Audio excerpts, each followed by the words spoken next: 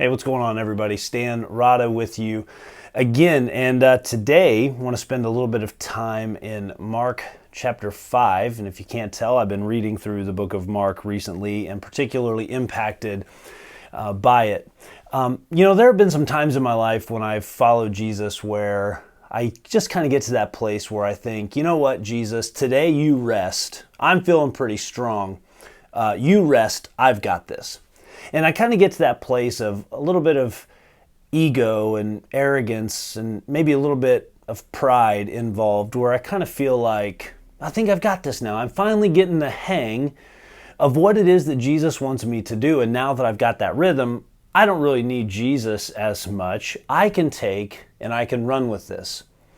And maybe you've been at a place similar to that before, where as you followed Christ, you were starting to get to a place where you felt like you had a pretty good handle on what it was you were supposed to be doing. And you just kind of started to drift away from Jesus just a little bit at a time, not because you don't like Jesus. It wasn't because I didn't like Jesus.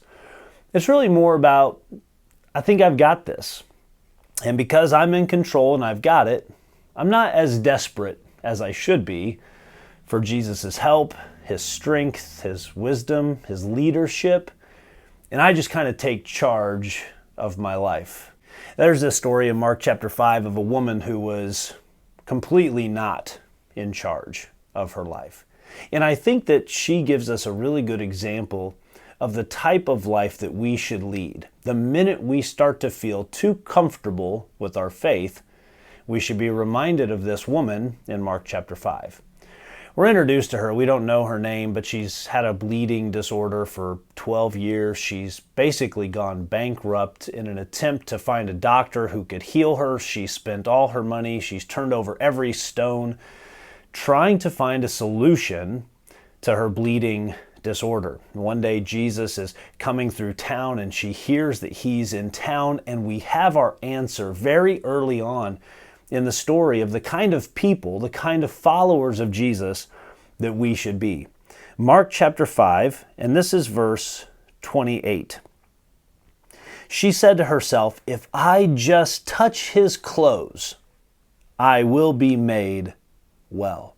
If I can just get my hand on a tassel on the edge of his robe, if I can just touch his robe, the edge of a shirt, just a little bit of Jesus, if I can just get a little bit of Jesus, I will be made well.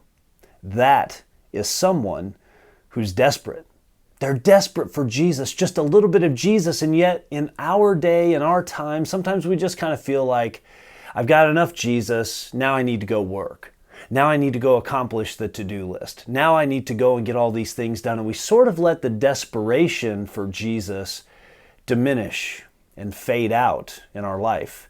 And that's about the time, months may go by, and then all of a sudden we're like, I am way off track here. You see, it's still not that we don't like Jesus. It's just that we're so comfortable in our faith that we stop being desperate for what God has for us next. Desperate for Jesus. Desperate for just a little bit more of Jesus. We're too comfortable.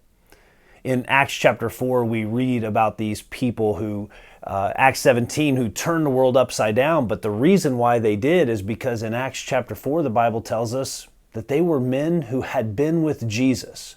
That everybody recognized it. Everybody understood that the reason why the world seemed to be changing all around them was because these people were so close to Jesus. Close enough that they could just reach out and touch his robe, touch a tassel, just to be close to Jesus. So let me ask you the question. Would you say in your faith right now, maybe you're a little too comfortable?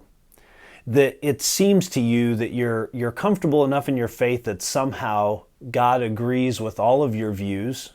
Jesus always agrees with all of your views and everything you have to say and think, but you're a little bit comfortable in that you think you're good.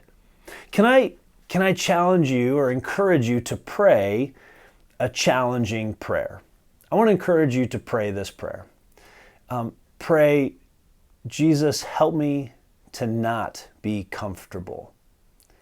Help me to not be comfortable in my faith. Keep me on my toes. Help me to live my life in a way that every single day I wake up and I am desperate for you. Desperate for just a little bit more of you. Desperate for a word from you. Desperate for your presence. Desperate to be close to you.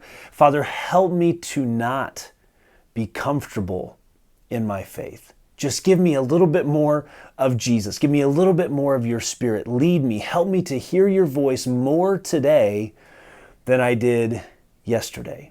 Can I encourage you to pray that kind of a prayer? God, help me to not be comfortable.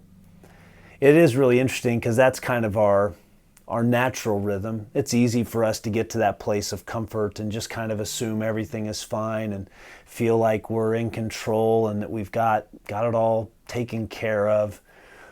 And whenever you start to feel that, I want to invite you back to Mark 5. I want to invite you back to Mark 5 and to a woman who is absolutely desperate for a solution. Absolutely desperate for Jesus, gone bankrupt in all things, and yet she knows if she can just get close enough to touch Jesus, everything will be well. And may I encourage you, pray, God, help me to not be comfortable in my faith.